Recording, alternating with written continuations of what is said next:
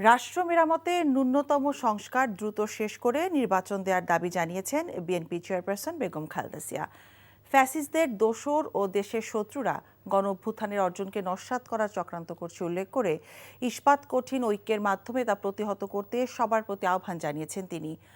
প্রতিহিংসার প্রতিশোধ ভুলে দেশকে উন্নত, বাসযোগ্য ও গণতান্ত্রিক রাষ্ট্র হিসেবে গড়ে তুলতে দেশবাসীর প্রতি আহ্বান জানান।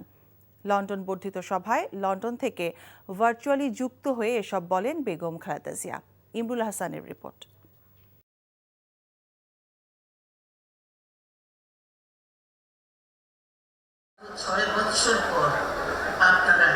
প্রায় ৬.৫ মাস পর রাজনৈতিক কর্মসূচিতে বক্তব্য রাখলেন সাবেক প্রধানমন্ত্রী ও বিএনপি চেয়ারপারসন বেগম খালেদা জিয়া।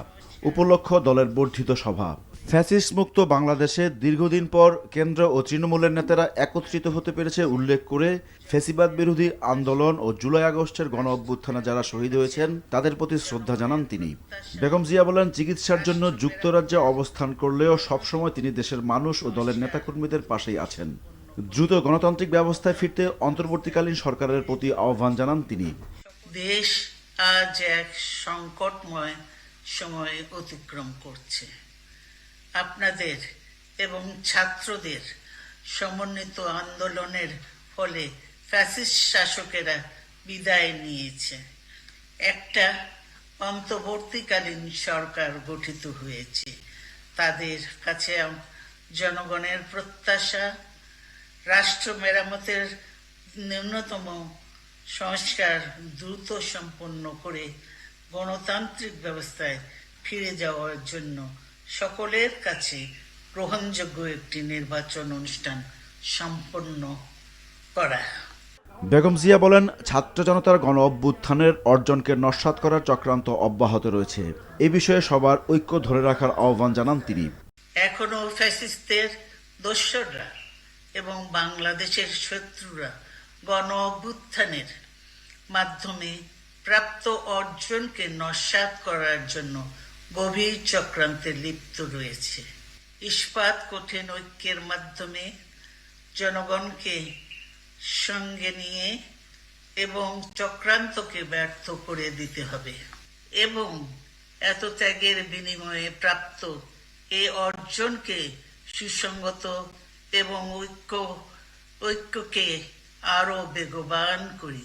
সর্বস্তরের মানুষ, বিশেষ করে তরুণ সমাজ আজ এক ইতিবাচক গণতান্ত্রিক পরিবর্তনের জন্য উন্মুখ হয়ে আছে।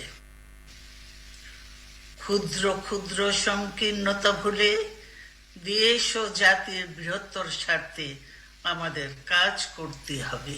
আসুন, প্রতিহিংসা প্রতিশোধ নয়, পারস্পরিক ভালোবাসা ও ভ্রাতৃত্বের মাধ্যমে আমরা সকলে মিলে আমাদের প্রিয় মাতৃভূমিকে, বাংলাদেশকে সত্যিকার অর্থেই একটি বাসযোগ্য, উন্নত ও গণতান্ত্রিক রাষ্ট্রে পরিণত করি।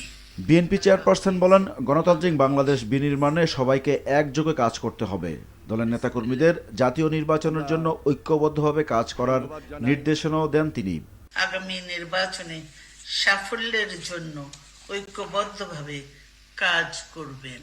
এমন কোনো কাজ করবেন না যাতে আপনাদের এত দিনকার সংগ্রাম, আত্মত্যাগ বিফলে যায়।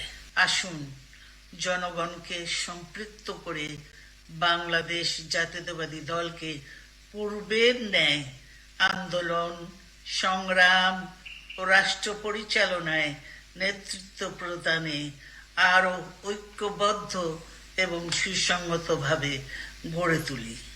ব্যক্তির চেয়ে দল বড় আর দলের চেয়ে দেশ বড়। শহীদ রাষ্ট্রপতি জিয়াউর রহমানের এই উক্তি স্মরণে রেখে নেতাকর্মীদের চলার আহ্বান জানান BNP chairperson. Imrul Hasan, NTV news, Dhaka.